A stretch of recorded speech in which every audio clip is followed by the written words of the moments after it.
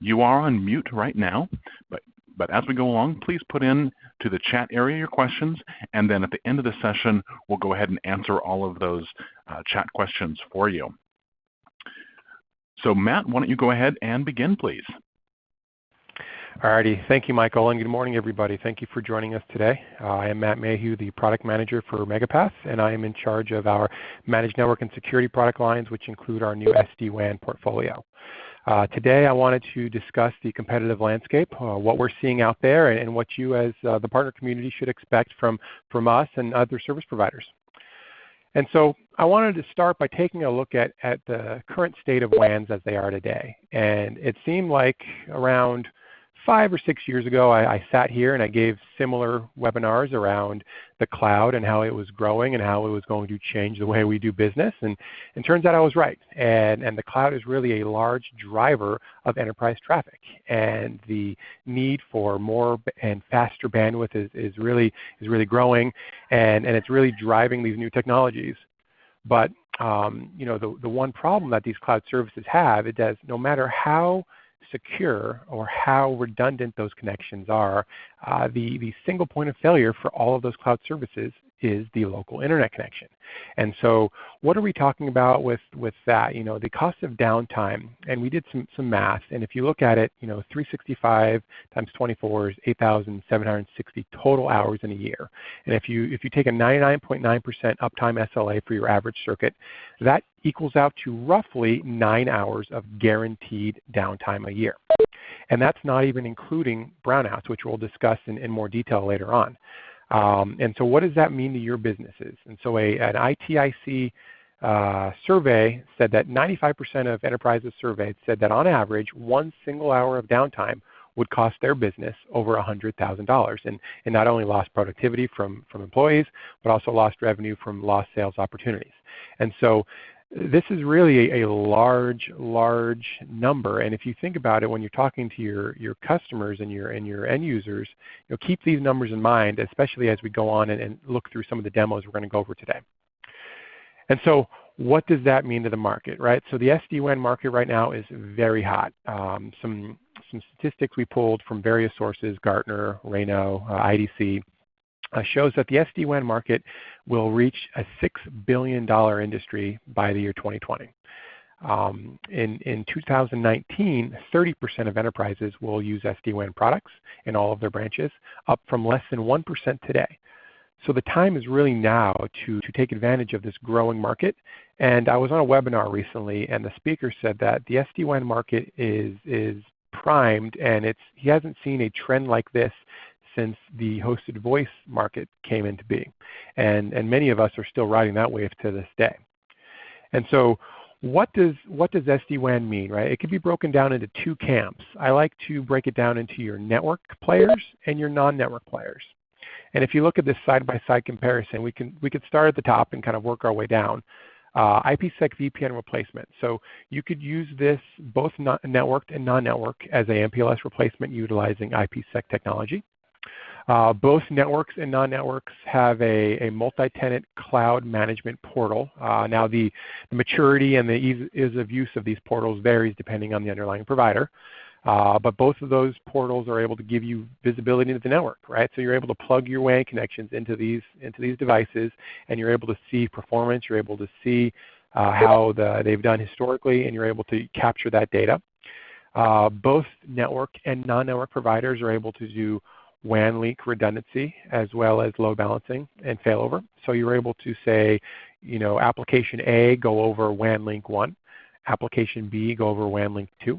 And in the case that WAN link 1 were to completely fail, you want all of that traffic to then fail over to WAN link 2. Both can be accomplished with the network and the non-network providers. Now, the difference is highlighted in red, and where we're going to see some of these more advanced features on the network provider side is you're able to take that redundancy and failover and push it down to the application. And I highlighted voice and video here because those applications are really the ones that are the most affected by poor quality. You know, not only a hard down event for a WAN connection, but also some packet loss or latency or jitter can also be affected by that as well. And then the last bullet point here is you'll generally see that the network providers are going to be a bit more expensive than the non-network players. So what does this mean to the service providers as a whole? Really, service providers are racing the market right now. And if you look at this graph on the right by SDX Central, you'll see that about 13% are already in the space. And in the next 6 to 12 months, that is going to more than double. Service providers are running to find underlying providers that can provide this technology. And really, the ones that are in the market are trying to figure out how to offer it, right? Some service providers offer SD-WAN as a true over-the-top play. Others are requiring that their access be sold in accordance with it. Some don't want to, and I'm giving you guys air quotes right now, improve the competitor's access solution. Some service providers are requiring add-ons such as hosted voice or other cloud services. As well, some are putting on site minimums because they want to protect their MPLS business. And really, the go-to-market strategy and the underlying provider, whether that be a network or a non-network provider, is going to vary depending on the service provider's go-to-market strategy. Are they interested in that VSB mid-market space, or are they more focused on the enterprise customer? And so I wanted to highlight what I mean and go into a little bit more detail when I say network versus non-network. And so if I've got my highlighter here, you've got a branch office location here. In both scenarios, you're going to have a piece of hardware where you're going to plug your WAN connections into it. And in MegaPath's nomenclature, we call that an edge or a piece of CPE. That's going to be the same for your network and your non-network providers. And in your network scenario, you're going to have what we call our cloud gateways, or a bunch of virtualized servers in the cloud, and these are generally in your big POP markets. And the gateways and the edge devices are going to talk over any internet connection possible, whether that's broadband, whether that's wireless, whether that's even a private MPLS connection. And here in this connection and this conversation is where you're going to see your advanced feature set. Now, if you're not a network provider, you're not going to have a gateway. So you're just going to have this edge device, and now if you had another branch location, you could have another edge device here, and you could actually network these together via IPsec, and that's the same. But you're not going to have this cloud gateway, which is really going to provide you some of the advanced feature sets that we're going to look at here in a second. So if you look at a side-by-side comparison, and I went into some more detail on some features and functionality that you would see. We obviously already talked on the IPsec capabilities that are prevalent in both the networked and the non-network situation. A key differentiator, though, to keep in mind is the network is really able to look at the packet level, while the non-network is going to be looking at the session level. And that's going to come into play when we look at these specific features below. And again, so if you're looking for just load balancing or just failover to either wired or wireless, both the network and the non-network providers are going to be able to accommodate that. But when you take a look at these more advanced features, the dynamic path selection, the ability to do real-time voice and application failover, forward error correction, those are going to be prevalent in the networked providers. And you'll notice I added MegaPath's branding here. Our network solution is called our SD-WAN Enterprise product, while our non-network is called our SD-WAN Pro. We actually have both in the portfolio, and you may see those branding names used later on in this presentation. So I wanted to give you a quick high-level definition of some of those advanced features. So dynamic path selection and bandwidth aggregation is fairly straightforward if you break it down. Bandwidth aggregation is the bandwidth of 2 or more connections that are combined to provide a larger single connection. So you have a 5 meg T1, you have a 20 meg secondary circuit, you add them together, you've got 25 meg of computing power. Pretty straightforward. And the dynamic path selection says that traffic is going to be prioritized and the path is going to be selected per packet based on loss, latency, and jitter. And because of that, you're able to look at this real-time application failover, which is, I think, sort of the golden goose feature to the SD-WAN product, right? I've looked at upwards of 12 to 15 underlying SD-WAN providers when we were looking at bringing these products on, and there was definitely a have and have-nots, and the folks that could do this were the ones that made our shortlist. And this is the ability to route calls and other priority traffic over the cleanest WAN connection at any given second in time. And this really speaks to your hosted voice, your video, your desktop as a service, potentially your POS system. Those applications that not only are going to be affected if you were to lose an entire connection, but also going to be affected if you lose quality on one of those connections.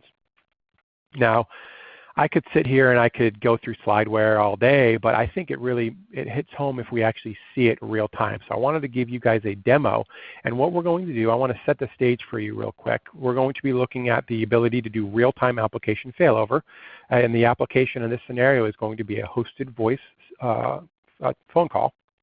Now we've got two WAN circuits we're going to see, and we're going to mid-call disconnect one of those WAN circuits. So let me back out of my slideshow for a second and pull up the dashboard. Ooh, let me stay back in live mode here. And so Martin, while I'm pulling this up, are you with us? I am with you. Awesome. Alrighty, Martin is going to help me with this demo. This is actually his lab environment that we are looking at now. And I mentioned we have two WAN connections here, and you'll notice this is I think it's about a 50 meg or so circuit. We're only seeing about 43 on the up right now. And then the second one is a bonded T1, I believe. So we've got two separate circuits plugged into our piece of CPE. And I'm going to click on the sources button really quickly, and I'm going to show you that Martin is actually talking to us over one of these Polycom phones. This is MegaPath's hosted voice service plugged into there. And so I'm going to go back to the overview page and make sure I click stay in live mode. And now Martin, if you could for me, if you could start at 10, count down to 0, and then about halfway through I'd like for you to pull out one of those WAN connections. Okay, I'm going to start with, I believe I'm going to start with GE1, interface 1 on that. So what I'm going to do right now is count down 10, 9, 8, 7, 6, 5, 4, 3, 2, 1. Great. Thank you very much, Martin. And, no problem. We still have you, and hopefully it came through. I'm not sure if there's much lag on the ReadyTalk platform, but around the 6 to 5 second mark there, the statuses went red. So we lost this WAN connection. And obviously Martin's still on the line. We didn't drop the phone call, and frankly, we didn't really miss a beat, right? It went 6, 5, 4, 3, 2, 1 all the way down, and we didn't miss a syllable. So Martin, you could actually plug that one back in for me if you would. And then no problem. I want to quickly talk through what we're looking at. So this is actually our dashboard that we give our partners and our customers access into to be able to view the performance of their network. Because as we just saw, we just lost one of our WAN connections. And as users, we had no idea because our calls didn't drop, our internet surfing didn't stop because all of that traffic automatically swept over that secondary connection. But we want to give you access into this so that you could open up trouble tickets, report in for SLA credits, and just have an overall idea of your network status. So we lost the smaller of the connections there. I'd like to show you and make sure that let's cut the bigger connection, Martin, just to verify that we still get the same seamless failover, and it's not just that larger circuit that we were leaning on there. So if you could do the same thing, count down from 10, and pull the second larger circuit for me. Not a problem. Okay, here we go. 10, 9, 8, 7, 6, 5, 4, 3, 2, 1. And there you go. We automatically had Martin's call fail over to the smaller, the bonded T1 there, and again, didn't drop the call. Didn't even really miss a syllable on the conversation, and that's really the power of this SD-WAN product. And Martin, while I got you unmuted, how about do the same thing for me? Count down and actually plug it back in halfway through, so we could see the effect on your conversation when gaining that connection back. Sure, no problem. Okay, so we're going to do this reverse.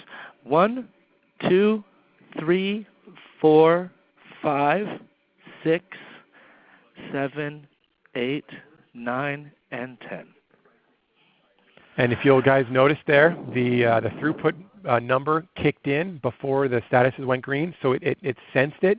It went through and it did its testing. It checked that that connection was up, back, and live again. And then about a half second to a second later, both connections went green again. So that was a simulation of our hosted voice call when we got that second connection back. So I'm going to jump back into the PowerPoint. Martin, thank you very much for your help on that.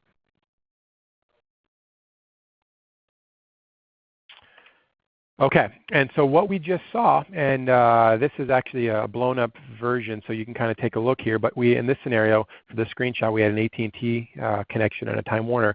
And you'll notice, green, it's like a stoplight. Green is good, yellow is kind of, latency, some issues, and then if we had some red here, it'd be poor connection. But worse than that is these gray spaces, which is an actual hard down event. And you'll notice that in this time, the Time Warner connection was hard down, but if we look right directly above it, the AT&T service was green, so the actual experience that our customer had was green all the way through. And so that's the power of this service. Second demo I'd like to look at, and I mentioned that quote-unquote brownout earlier on. This is a scenario we're seeing play out more and more, especially as cable is becoming more popular. Now, cables being faster and faster for cheaper and cheaper, but it's not always the most reliable. And so what we're going to look at here in this scenario is a customer is trying to do a video conference, and you have a side-by-side comparison. On the left, you're going to have our SD-WAN Enterprise product, and on the right, not an SD-WAN Enterprise or a standard non-network with just a failover scenario. And this customer has a cable circuit, and in this scenario, they're experiencing 2% packet loss on that cable circuit. They think they're doing good. They think they're safe because they have a secondary bonded T1. But unfortunately, on the scenario on the right, you're going to see that secondary circuit didn't actually fail over because the primary hadn't actually failed. It's only experiencing packet loss. And here's what it looks like. And you'll notice the video on the right is very choppy, and that unfortunately that T1 that's there as a quote-unquote secondary connection isn't doing anything because the primary hadn't failed. So with the SD-WAN Enterprise and your network providers, there's really no such thing as a primary or a secondary circuit. What this is doing and what the logic built in says is it's actually sending out your high priority application packets over the best WAN connection at any moment in time. So it's sensing real time that packet loss on your cable connection. It's going to leverage your backup T1.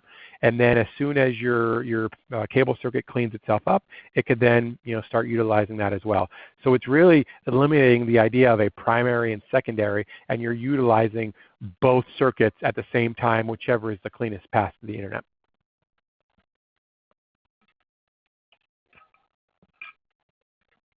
So another scenario I'd like to walk you through is the idea that you're able to aggregate your circuits together, right? So a side-by-side comparison trying to transfer a 50 meg file. In this scenario, you've got two circuits, right? You've got a 20 meg WAN circuit 1 experiencing 2% packet loss, while at the same time your secondary circuit, WAN 2, is also experiencing 2% packet loss. Again, the left side is going to be SD-WAN Enterprise, our network product, and on the right is going to be a non-network product, our non-SD-WAN Enterprise. And I'll go ahead and hit start. And again, we're going to be transferring a 50 meg file.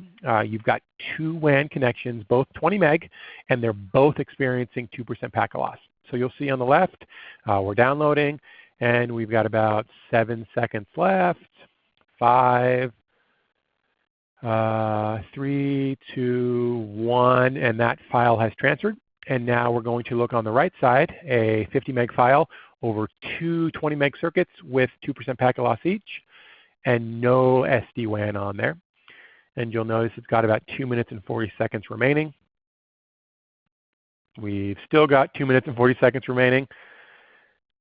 And still 2 minutes and 40 seconds, so I'm going to go ahead and actually fast forward through so we don't waste all that time. But you'll notice that it actually took 134 seconds to transfer that file, when with the SD-WAN Enterprise, the SD-WAN network side only took 13 seconds. And in case you were curious, without any packet loss at all, it would have taken 22 seconds to transfer that file without the SD-WAN. With the SD-WAN, it only took 12 seconds. And one last demo for you. We've talked about everything so far with a secondary, a WAN 1 and a WAN 2. I want to show you what it looks like with the SD-WAN product with only one circuit, right? And so in this scenario, we've got one circuit that's experiencing 5% packet loss. On the left side, you're going to see SD-WAN Enterprise, our networked solution. And on the right side, no SD-WAN. I'm going to press play, and you'll notice here on the left side that, of course, it's not perfect. There is some degradation, but on the right side, it's basically unusable. If that was a video conference, you'd have to hang up and try something else. On the left side, it's not perfect. If your customer wanted perfect, obviously we want to talk to them about a secondary circuit that they could leverage. But in this scenario, that's workable, right? That's usable. You're not dropping your video. If that was a call, it'd probably have some choppy words in there, but it's not going to drop. And this is just showing you the power of the network and being able to have that edge device talking to that cloud gateway. And what you're doing here is you've set your applications as high priority. And in a scenario where you've got this much packet loss, it's actually going to start flooding the connection with that high priority packets, basically sending copies so that you ensure that your high priority application, whether it be voice or video or desktop or POS, gets a workable scenario while basically kind of shutting down and really limiting your other non-priority traffic. So that's your streaming, your Pandora, your Netflix, your Facebook, whatever it may be. And last but not least, I wanted to finish on MegaPath's approach to SD-WAN. And so as you have picked up during the presentation, we really took a carrier-agnostic approach to this. We realized that it's not a one-size-fits-all solution or scenario. So we do have two solutions. We have a network and we have a non-network solution. We call it our SD-WAN Pro and our SD-WAN Enterprise. And depending on the customer's needs, we're able to really design a solution that fits exactly what they need. And we don't need to overprice or overbuild or over-engineer. We're able to pick the solution that fits best for the customer. We do not have any rules about requiring MegaPath's access. We will sell this as a completely over-the-top solution. Now, obviously, we have a lot of partnerships with the access providers out there, and depending on your location and your scenario, we've got a lot of great access, and we'd love to sell you a primary, we'd love to sell you a secondary, wireless, whatever it may be. But if you've already got customers that are in relationships, in contract with providers, we will put this completely over the top, and we will improve that provider's access solution. And we're also going to give you access into the dashboard so you can see how they're doing. We do not think that this is going to hurt any MPLS business. And as a matter of fact, we actually think this is sort of an MPLS killer. So you could sell this as a multi-site solution, or if you've got a customer that has a need for that type of uptime, that type of guarantee, single site is fine as well. There's no site requirements at all. We do believe in our approach to a full solution design, so you're going to be able to leverage Martin, you're going to be able to leverage Michael and the rest of our solution engineer team. They're going to design the appropriate solution for you and your customer. They're going to then hand that off to our dedicated installation project management team. You guys are actually going to get you're going to get to work with an actual person, right? So you're going to work with a Veronica or a Jonathan or an Alex, and they're going to oversee your installation from beginning to end. And then once you're installed, they're going to then hand that over to our 100% US-based technical support. And everything that I've described today and showed you within MegaPath, it is a fully managed service. So you are essentially able to offload and offset the management of your networks now and your customers' networks. And we're able to take that over for you. We do provide you visibility in the dashboard, but no longer is that something that you're going to have to worry about managing. And it is moving to the cloud like everything else was, like we started this presentation today. And so that's all I had. Now I wanted to open it up for questions. Michael, has there been some chat questions that have come through during the time? Yes, thank you so much, Matt. There are some. And from Joe asking about, can we get a copy of the slides? Yes, MegaPath Channel Marketing will have a copy of slides and of this recording today. And they've got some questions from Kim talking about underlying technology and such. And yes, this does use sub-second packet switching There's both forward error correction, fixing things, as well as dynamic path selection to ensure the best possible performance for all of the traffic. John's wondering about, can we schedule a conversation? Yes, absolutely. John, I've listed my contact information. You can also reach out to your channel manager as well, but we're happy to talk further with you, maybe technology in general, or if you've got a solution that you'd like to build for a particular client. Any additional questions, please put them right into the chat window. And thank you, Cheryl. So she's asking about forward error correction. How does the device not completely oversaturate the single link? Well, what's great is that in real time, the gear on both ends of the network, so we're talking about SD-WAN Enterprise here, the gear at both sides of the circuit are monitoring not only how's it performing, but what is it capable of doing, and prioritizing and optimizing the traffic for what's available in real time. So it ensures that things like voice or video, those mission critical applications, things that have a high priority, those get that high priority, and other things are deprioritized, but thereby making sure that your video or your phone call or whatever else the customer deems mission critical is not impacted in a bad way. So that's how it's not oversaturating. What are some of the additional questions that we have about SD-WAN? Feel free to put them right into the chat window there. We'll wait just a moment more for any additional, Matt. Yeah, it looks like we're right on time as well at the bottom of the hour. We do thank you very much for joining us. We'll give about 30 more seconds or so. Question about customer IP addresses. IPs are going to get assigned out at the gateway. So the actual circuit IP has really become invisible. What's kind of nice is that means that you don't have to do BGP, Border Gateway Protocol, in order to announce multiple circuits. Rather, the solution just has, for a site, the IPs. And that's another good question, Michael, on that. And one thing I forgot to mention, with the SD-WAN Enterprise solution, depending on the design, you're able to actually plug in 6 WAN connections, including a wireless USB. So you can have multiple WAN connections coming into these devices. Mm-hmm. And all with the IPs that get assigned at the gateway. So does the customer have to change? Yeah, they're not going to be using the same addresses they would with just plain circuits or from other providers. This is going to be SD-WAN Enterprise IP addresses. And do they need MPLS if they have SD-WAN? Nope, they absolutely do not. They certainly can use that as one of the circuit options if they've already got it. Maybe it's under contract for a bit.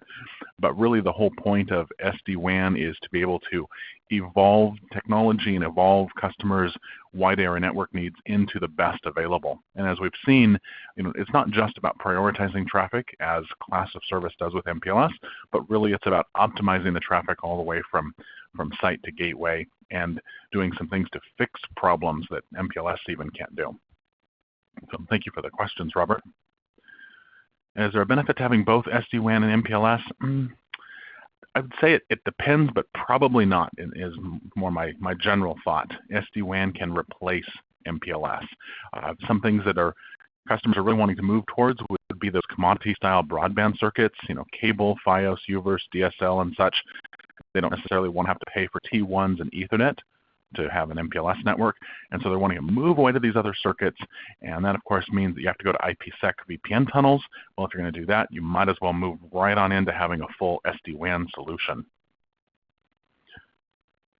And of course, folks want to have the flexibility, they want to lower costs, they want to make sure that security is built in, and we can do all of those things for them. So we appreciate your questions. If anybody needs to jump, feel free. Otherwise, go ahead and put questions right into the chat window. We appreciate that. Matt is waiting for any last questions. Go ahead. Yeah, I wanted to make one note on the MPLS too. So if you've got customers that have sites that are in contract with MPLS, SD-WAN can work basically in parallel with it. And as you'll notice on this graphic that we put on the screen, you could use SD-WAN over any basic internet you can find, but also you're able to leverage some of those MPLS or even wireless connections. So it's not we do feel that SD-WAN can be an MPLS replacement tool, but it also can work as a hybrid environment as well.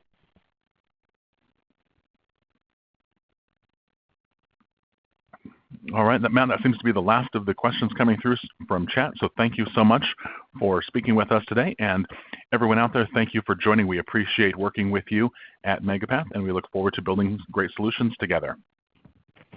All righty, thank you very much.